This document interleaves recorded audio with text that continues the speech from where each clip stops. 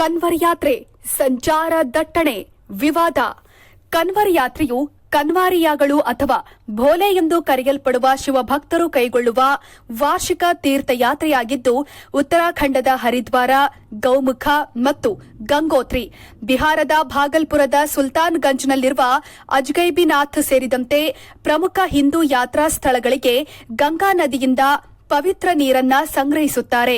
ಲಕ್ಷಾಂತರ ಯಾತ್ರಿಕರು ಗಂಗಾ ನದಿಯಿಂದ ಪವಿತ್ರ ನೀರನ್ನ ಸಂಗ್ರಹಿಸಿ ನೂರಾರು ಮೈಲುಗಳಷ್ಟು ದೂರ ತಮ್ಮ ಹೆಗಲ ಮೇಲೆ ಹೊತ್ತುಕೊಂಡು ತಮ್ಮ ಸ್ಥಳೀಯ ಶಿವ ದೇವಾಲಯಗಳು ಅಥವಾ ಬಾಗಪತ್ ಜಿಲ್ಲೆಯ ಪುರ ಮಹಾದೇವ ದೇವಸ್ಥಾನ, ಮೀರತ್ನ ಔಘರ್ನಾಥ ದೇವಸ್ಥಾನ, ವಾರಣಾಸಿಯ ಕಾಶಿ ವಿಶ್ವನಾಥ ದೇವಸ್ಥಾನ, ದಿಯೋಘರ್ನ ಬೈದ್ಯನಾಥ ದೇವಸ್ಥಾನ ಮತ್ತು ಇತರ ನಿರ್ದಿಷ್ಟ ದೇವಾಲಯಗಳಿಗೆ ಅರ್ಪಿಸುತ್ತಾರೆ.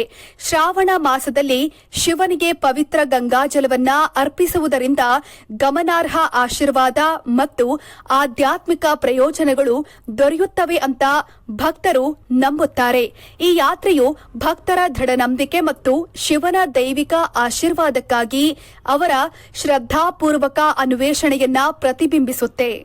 ಭಕ್ತರು ಹರಿದ್ವಾರದಿಂದ ಋಷಿಕೇಶದ ನೀಲಕಂಠ ಮಹಾದೇವ ದೇವಸ್ಥಾನ ಅಥವಾ ಉತ್ತರ ಪ್ರದೇಶದ ಬಾಗಪತ್ನಲ್ಲಿರುವ ಪುರ ಮಹಾದೇವ ದೇವಸ್ಥಾನದಂತಹ ಸ್ಥಳಗಳಿಗೆ ಪ್ರಯಾಣಿಸುವ ಅತ್ಯಂತ ಜನಪ್ರಿಯ ಮಾರ್ಗ ಗೌಮುಖ ಮಾರ್ಗ.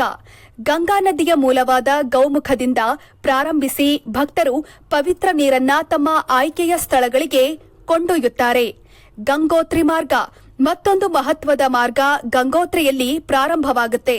ಭಕ್ತರು ವಾರಣಾಸಿಯ ಕಾಶಿ ವಿಶ್ವನಾಥ ಅಥವಾ ಜಾರ್ಖಂಡ್ನ ದಿಯೋಘರ್ನಲ್ಲಿರುವ ಬೈದ್ಯನಾಥ ಧಾಮನಂತಹ ದೇವಾಲಯಗಳಿಗೆ ನೀರನ್ನ ಸಾಗಿಸುತ್ತಾರೆ.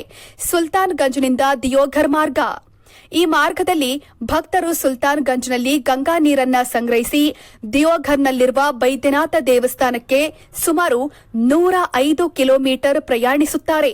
ಕನ್ವರ್ ಯಾತ್ರೆಯ ಸಮಯದಲ್ಲಿ ಹೆಚ್ಚಿನ ಜನಸಂದಣಿ ಇರುವುದರಿಂದ ಭಕ್ತರು ವೈಯಕ್ತಿಕ ನೈರ್ಮಲ್ಯವನ್ನ ಕಾಪಾಡಿಕೊಳ್ಳುವುದು ಮತ್ತು ಅಗತ್ಯ ವೈದ್ಯಕೀಯ ಸಾಮಗ್ರಿಗಳನ್ನು ಕೊಂಡೊಯ್ಯೋದು ಅತ್ಯಗತ್ಯ. ತೀರ್ಥಯಾತ್ರೆಯು ದೀರ್ಘ ದೂರ ನಡೆಯುವುದರಿಂದ ದೈಹಿಕ ಸದೃಢತೆಯನ್ನ ಖಚಿತಪಡಿಸಿಕೊಳ್ಳುವುದು ಕೂಡ ಬಹಳ ಮುಖ್ಯ. ಸುರಕ್ಷತೆಗಾಗಿ ಗುಂಪುಗಳಲ್ಲಿ ಪ್ರಯಾಣಿಸುವುದು, ಪ್ರತ್ಯೇಕ ಪ್ರದೇಶಗಳನ್ನು ತಪ್ಪಿಸುವುದು ಮತ್ತು ಅಪಘಾತಗಳನ್ನು ತಡೆಗಟ್ಟಲು ಜಾಗರೂಕರಾಗಿರುವುದು ಸೂಕ್ತವಾಗಿದೆ. ಭಕ್ತರು ಸಂಚಾರ ನಿಯಮಗಳನ್ನು ಪಾಲಿಸಬೇಕು ಮತ್ತು ಅಡೆತಡೆಗಳನ್ನು ಉಂಟು ಮಾಡುವುದನ್ನು ತಪ್ಪಿಸಬೇಕು. ಪರಿಸರದ ದೃಷ್ಟಿಯಿಂದ ಯಾತ್ರಿಕರು ಕಸ ಹಾಕೋದನ್ನ ತಪ್ಪಿಸಬೇಕು. ತ್ಯಾಜ್ಯವನ್ನು ಸರಿಯಾಗಿ ವಿಲೇವಾರಿ ಮಾಡಬೇಕು ಮತ್ತು ಪ್ಲಾಸ್ಟಿಕ್ ತ್ಯಾಜ್ಯವನ್ನ ಕಡಿಮೆ ಮಾಡಲು ಮರುಬಳಕೆ ಮಾಡಬಹುದಾದ ನೀರಿನ ಬಾಟಲಿಗಳು ಮತ್ತು ಚೀಲಗಳನ್ನು ಬಳಸಬೇಕು. ಹೆಚ್ಚುವರಿಯಾಗಿ ಅವರು ವಿವಿಧ ಪ್ರದೇಶಗಳ ಮೂಲಕ ಹಾದು ಹೋಗುವಾಗ ಸ್ಥಳೀಯ ಪದ್ಧತಿಗಳನ್ನು ಮತ್ತು ಸಂಪ್ರದಾಯಗಳನ್ನು ಗೌರವಿಸುವುದು, ಸಭ್ಯತೆಯನ್ನ ಕಾಪಾಡಿಕೊಳ್ಳುವುದು ಮತ್ತು ಯಾವುದೇ ರೀತಿಯ ದುರುಪಯೋಗವನ್ನು ತಪ್ಪಿಸುವುದು ಮುಖ್ಯವಾಗಿದೆ. ಮುಂದುವರಿದು ಕನ್ವರ್ ಯಾತ್ರೆಯ ಮಾರ್ಗದಲ್ಲಿರುವ ಹೋಟೆಲ್ಗಳಿಗೆ ಕ್ಯೂಆರ್ ಕೋಡ್ಗಳನ್ನು ಕಡ್ಡಾಯವಾಗಿ ಪ್ರದರ್ಶಿಸುವಂತೆ ಆದೇಶಿಸಿದ್ದ ಉತ್ತರ ಪ್ರದೇಶ ಮತ್ತು ಉತ್ತರಾಖಂಡದ ಸರ್ಕಾರಗಳ ಆದೇಶಕ್ಕೆ ತಡೆಯಾಜ್ಞೆ ನೀಡಲು ಸುಪ್ರೀಂ ಕೋರ್ಟ್ ನಿರಾಕರಿಸಿದೆ. ಕನ್ವರ್ ಯಾತ್ರೆಯ ಸಂದರ್ಭದಲ್ಲಿ ಯಾತ್ರಿಗಳಿಗೆ ಆಹಾರ ಸೇವೆಗಳ ಸುರಕ್ಷತೆ ಮತ್ತು ಪಾರದರ್ಶಕತೆಯನ್ನ ಖಾತರಿಪಡಿಸಲು ಈ ಕ್ಯೂಆರ್ ಕೋಡ್ ವ್ಯವಸ್ಥೆಯನ್ನ ಜಾರಿಗೆ ತರಲಾಗಿದೆ ಅಂತ ರಾಜ್ಯ ಸರ್ಕಾರಗಳು ವಾದಿಸಿವೆ.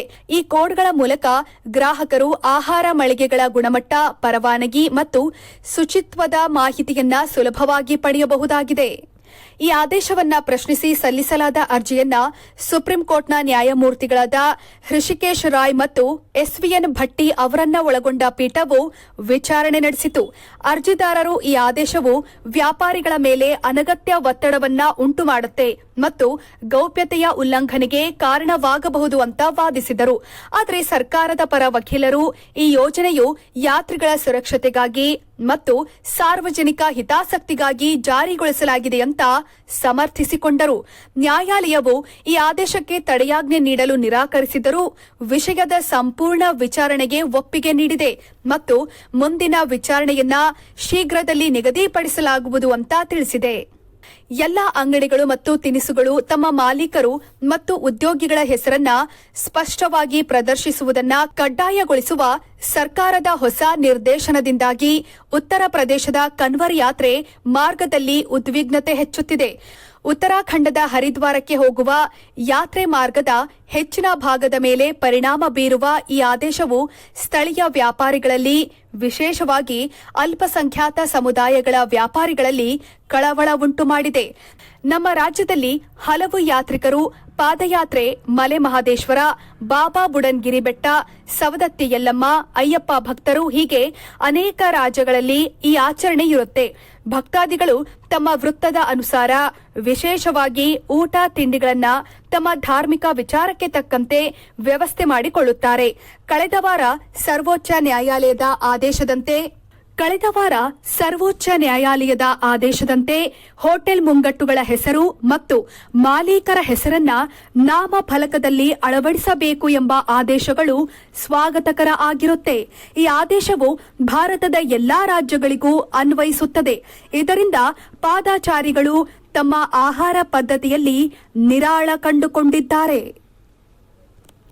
ವೀಕ್ಷಕರೇ, ಈ ಸುದ್ದಿ ನಿಮಗೆ ಇಷ್ಟವಾದಲ್ಲಿ ನಮ್ಮ ಚಾನೆಲ್ ಅನ್ನು ಸಬ್ಸ್ಕ್ರೈಬ್ ಮಾಡಿ, ಲೈಕ್ ಮಾಡಿ ಹಾಗೂ ಶೇರ್ ಮಾಡಿ.